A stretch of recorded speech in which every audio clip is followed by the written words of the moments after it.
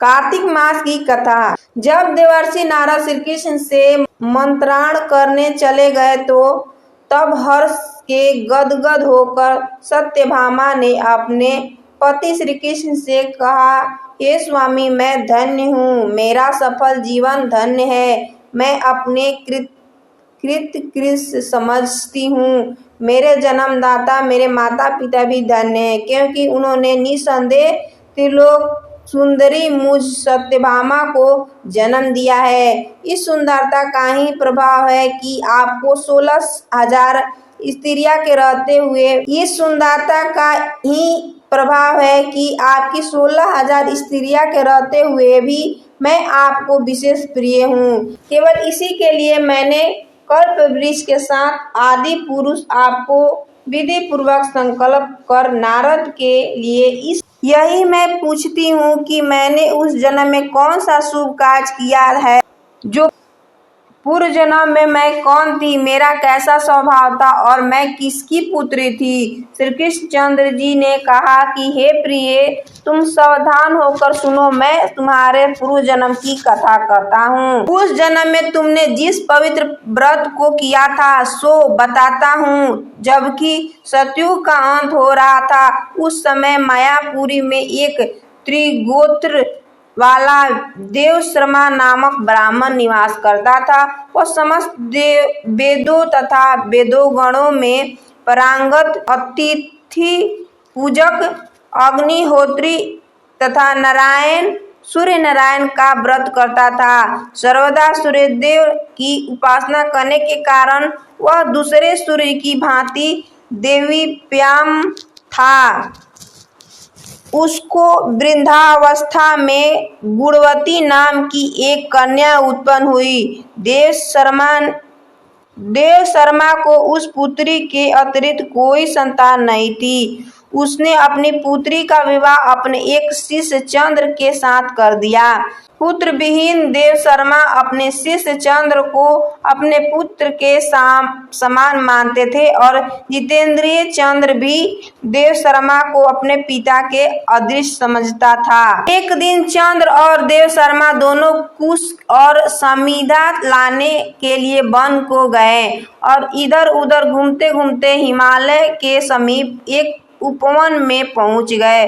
तब उन्होंने एक विकराल राक्षस को अपनी ओर आते हुए देखा। उसे देखकर ये दोनों भय से व्याकुल हो गए। शरीर के अंग शिथिल हो गया और वे भागने में असमर्थ हो गए। यम स्वरूप उस राक्षस ने उन दोनों को मार डाला।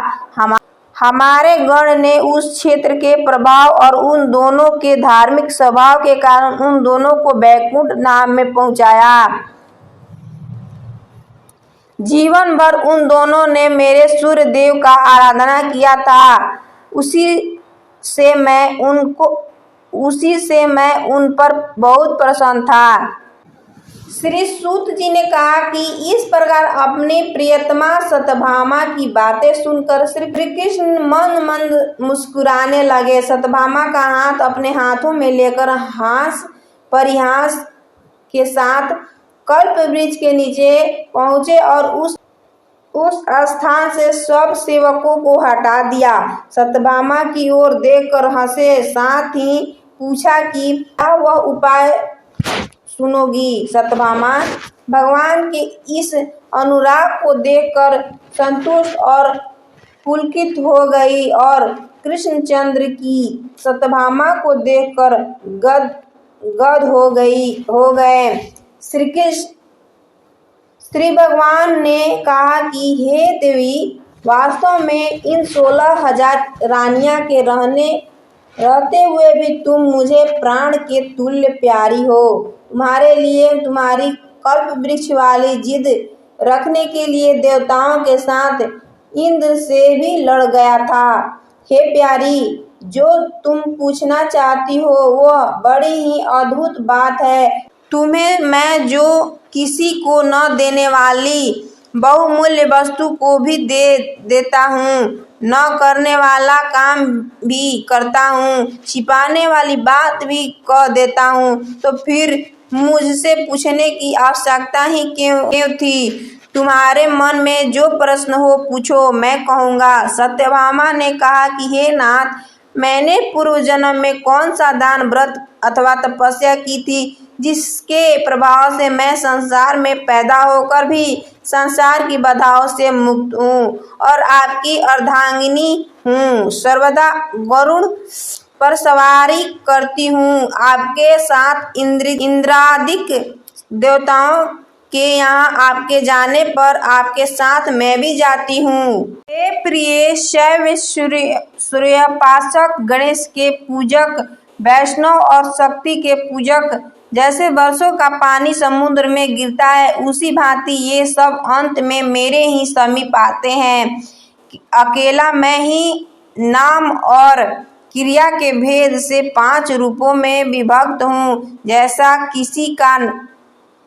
जैसे किसी का नाम देवदत्त है, वही देवदत्त किसी का बाप है, किसी का पुत्र है, किसी का भाई है और किसी का भतीजा है, लेकिन वास्तव में यह देवदत्त एक ही है। अस्तु सूर्य के समान तेजस्वी वे दोनों मेरे वैकुंठ में आकर रहने लगे। विमान पर यात्रा करते थे, उनका मेरे समान रूप था। वे मेरे ही समीप रहते थे और उनके शरीर में दिव्य चंदन लगा था। अगर आपको मेरी वीडियो अच्छी लगी हो तो चैनल को लाइक, सब्सक्राइब, दोस्तों को शेयर कर देना। धन्यवाद। राधे राधे।